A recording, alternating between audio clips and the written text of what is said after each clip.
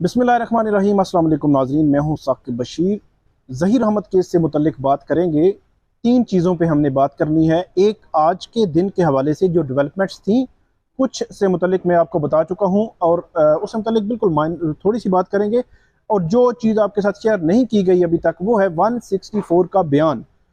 उसके हवाले से समात थी, वो क्या हुआ वो आपके सामने रखेंगे। आज की डेवलपमेंट्स उस समात के हवाले से, समात आज नहीं हो सकी, उससे क्यों नहीं हुई। और इसके अलावा दूसरा मामला जो है वो आपने सुना होगा, वो भी चीज़ें बहुत ही इंपॉर्टेंट हैं कि डीजी रेंजर सिंध के पास मुख्तलिफ दरख्वास्तें जा रही हैं।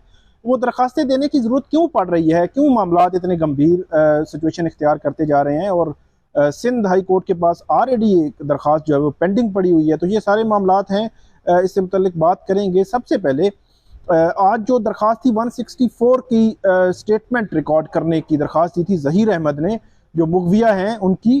तो उस दरख्वास्त पर आज समात होना थी। आज आर्गूमेंट्स थे। जो मुद्दई मुकदमा के वकील हैं जिब्रान नासिर, उन्होंने भी आर्गूमेंट्स देना थे, लेकिन जज जो है वो छुट्टी पर थे, इस वजह से ये समात आज नहीं हो सकी। 6 अगस्त तक ये समात मुलतवी हुई है। 6 अगस्त को ही इस केस में चालान जो है वो जमा होना है। ये भी तवक्को की जा रही है कि चालान जब जमा हो जाएगा तो उसके तनाजुर में भी 164 की स्टेटमेंट रिकॉर्ड होने या ना होने पर आर्गूमेंट्स हो सकते हैं। 164 की स्टेटमेंट बुनियादी तौर पर जो मुल्ज़मान हैं या उनके वकील जो इस वजह से रिकॉर्ड कराना चाहते हैं क्योंकि वो उनको हेल्पफुल हो सकती है, मदद दे सकती है। ख़ास तौर पर 17 अगस्त को जो ज़मानत की दरख्वास्त लगी हुई है उसमें उनको मदद दे सकती है। तो ये बड़ा इंपॉर्टेंट है। बज़ाहिर जो सिंध हाई कोर्ट की ऑब्जर्वेशन है और बहुत सारी चीज़ें हैं, कानून है, लॉ है, वो यही कहता है कि जो माइनर है उसके बयान की कोई हैसियत नहीं होती। लेकिन अब जो दफ़ात, दो किस्म की दफ़ात बड़ी 365 जो 375 5 जो है वो निकाला गया है, और 364A वो दो दफ़ात जो है निकाली गई हैं। बहुत इम्पॉर्टेंट दफ़ात हैं जो इसमें अगवा की भी हैं और रेप के हवाले से भी थी। तो ये दफ़ात जो है वो इसको इनको छेड़ने के हवाले से इसका इम्पैक्ट इस केस में मजमूई तौर पर भी पड़ेगा और ख़ास तौर पर जो ज़मानत है उस पर भी पड़ेगा। इसीलिए 164 की स्टेटमेंट कानून ना, मतलब कानून में जो थोड़ा सा उनको स्पेस मिलती है वो स्पेस को अवेल करना चाह रहे हैं। जिस तरह आज उन्होंने दरख्वास्त दी थी सिंध हाई कोर्ट में कि कंटेम्प्ट ऑफ कोर्ट की जो प्रोसीडिंग्स है वो शुरू की जाए, तो मैंने लिखा था कि वो नाकाम हुए हैं। तो कुछ लोग जो हमारे देखने वाले हैं उन्होंने उसमें ये लिखा कि नाकाम नहीं हुए, बल्कि 18 अगस्त तक जो है वो समात गई है। मैं एक चीज़ वजाहत कर दूं कि बतौर कोर्ट रिपोर्टर सहाफ़ी कुछ चीज़ें जो है वो कॉमन सेंस की होती हैं, वो हमें पता होती हैं।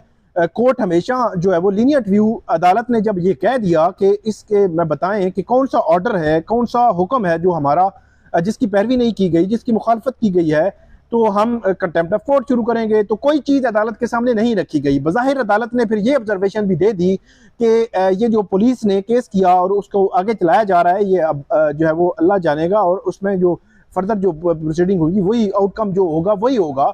तो ये वो ऑब्जर्वेशन होती हैं बज़ाहिर, और उसमें कि अदालत इस चीज़ पे मुतमिन है कि इसमें कोई जो है वो कंटेम्प्ट नहीं हुई, कि तफ्तीशी अफसर और प्रोसिक्यूटर ने जो केस शुरू किया है। तो इसलिए मैंने ये लिखा था कि नाकाम है। तो जो 18 अगस्त वाली समात की बात जो है वो आपने देखी होगी, वो 18 अगस्त वाला मामला यही था कि उसमें जो वकला जो है वो बार बार जब अदालत को असिस्ट कर रहे होते हैं, कह रहे होते हैं कि आप हमारी दरख्वास्त जो है वो पेंडिंग रख लें, तो फिर अदालत कहती है ठीक 18 अगस्त को आप आ जाएं। तो 18 अगस्त की एक लंबी डेट डाली गई, तो बज़ाहिर जो है उसमें नाकामी हुई है, इसलिए मैंने नाकाम लिखा था। तो इसलिए इसकी वजाहत ज़रूरी थी। हमारे देखने वाले जो है उन्होंने इसको ऑब्जर्व किया था। अच्छी बात है, आप क्रिटिसाइज किया करें, बेहतरी की गुंजाइश होती है। तो 164 की स्टेटमेंट पे आज जो समात होनी थी वो 6 अगस्त तक मुलतवी हो गई है। 6 अगस्त को चालान आएगा इस केस में, और इसके अलावा जो फर्दर जो प्रोसीडिंग चलेंगी। और ख़ास तौर पर इस केस में मैं बात करूँगा कि जो डीजी रेंजर सिंध हैं उनके पास मुख्तलिफ़ किस्म की दरख्वास्तें जो है वो दायर हो रही हैं। दरख्वास्तें दायर होने के पीछे वजूहात क्या हैं, क्या मामलात हैं, क्यों गंभीर सिचुएशन जो है वो बनने जा रही है। जो आपने सुना होगा कि हमारे जो दोस्त हैं उन्होंने कुछ वीडियोस की हैं इस पर। मैं इसकी वजूहात पे बात करूँगा कि डीजी रेंजर सिंध के पास दरख्वास्त दी है मेहदी काज़मी जो है उनकी जानिब से, और ये कहा गया है कि जब से केस शुरू हुआ है खातून यूट्यूबर समेत 5 और लोग हैं, मुख्तलिफ यूट्यूबर्स हैं, उनके नाम यकीनी तौर पर आप जानते हैं, तो उनके हवाले से उन्होंने कहा है कि उनका कंडक्ट ठीक नहीं है, या उनके खिलाफ कैंपेन कर रहे हैं, मुहिम चला रहे हैं, या इसको फिरका वाराना रंग दे रहे हैं। तो ये सारी चीज़ें उसमें डालकर डीजी रेंजर सिंध के से ये इस्तदा की गई है दरख्वास्त में कि वो इस हवाले से एक्शन लें। इसी तरह की दरख्वास्त जो है वो सिंध हाई कोर्ट में भी दायर की गई थी, और सिंध हाई कोर्ट में 6 यूट्यूबर ज़हीर अहमद और जो रेलिवेंट जो हैं वो पीटीए के हुकाम, उनको जो है वो उसमें फरीक बनाया गया था, और कंटेम्प्ट ऑफ कोर्ट की वो बुनियादी तौर पर जो है वो दरख्वास्त थी। और उसमें ये कहा गया था कि ये लोग ऐसी मुहिम चला रहे हैं, कंपेन चला रहे हैं, जिससे उनको थ्रेट्स हैं या बहुत सारी चीज़ें आ रही हैं, तो उनको उनकी इंटेग्रिटी को जो है वो मुलायन किया जा रहा है। तो ये सारी चीज़ें, तो कोर्ट ने, फिर सिंध हाई कोर्ट ने यह कहा था, उनको रोका था कि आप कोई इस किस्म का प्रोग्राम नहीं करेंगे, इसका इल्ज़ामात नहीं लगाएंगे, चीज़ें नहीं करेंगे। तो अब उसी नोयत की एक डीजी रेंजर सिंध के पास दरख्वास्त आ गई। इसी तरह जो वहाँ की क्रिश्चियन कम्युनिटी है, उन्होंने भी, हमारे सहाफ़ी दोस्त हैं वहाँ से कराची से, उनके खिलाफ जो है वो दरख्वास्त दायर की है, और उसमें उन्होंने वही बात की है कि उनको हर्ट करने की कोशिश की है। साइबर क्राइम अदालत, जो पुलिस के पास अलग, साइबर क्राइम के पास अलग, और डीजी रेंजर सिंध के पास अलग, तो ये दरखास्तें दायर हो चुकी हैं। मेरा ये ख्याल है कि बतौर रिपोर्टर, बतौर सहाफ़ी, या यूट्यूबर्स को भी चाहिए इसी गाइडलाइन को जो है वो फॉलो करें। कोई भी केस हो उसको आप फैक्चुअली रिपोर्ट करें, उसमें हक़ाइक़ जो है वो मस्ख नहीं होने चाहिए। किसी पार्टी की जो है वो साइड जो है वो मेरा ख्याल है बिल्कुल जो है वो नहीं लेनी चाहिए, और फेयर ट्रायल जो है वो हर किसी का हक है, फेयर ट्रायल होना चाहिए। अदालतें जो है इसका फैसला करें कि किसके हक में केस जा रहा है, किसके हक में नहीं जा रहा। जो हक़ाइक़ हम बयान कर देते हैं, जो फैक्ट्स हैं आपके सामने रख देते हैं, जो फैक्चुअल पोजीशन है वो आपके सामने रख देते हैं। तो इसलिए मेरा यह ख्याल है कि ये अदालतों को, ये फैसला अदालतों पर ही छोड़ना चाहिए। हमें बतौर जज, बतौर वकील, बतौर जो अब क्या कहेंगे, मतलब हम एक मुनसिफ के हमको फैसला जो है वो सुनाना शुरू कर दें, तो ये मुनासिब नहीं है। हमने बहुत सारे केस यहाँ पे भी किए हैं, बड़े हाई प्रोफाइल केसेस से, लेकिन ऐसी सिचुएशन नहीं बनी कि हमारे खिलाफ कोई डायरेक्टली दरखास्तें आना शुरू हो जाएं, डायरेक्टली जो है वो कोई अदालती फोरम लिए गए हों, या साइबर क्राइम में कोई दरखास्तें आई हों। बहुत बड़ी क्रिटिकली हमने रिपोर्टिंग की है, लेकिन ऐसी चीज़ें नहीं बनी। कराची में ये बन रही हैं, तो अनफॉर्चुनेट है, नहीं होना चाहिए।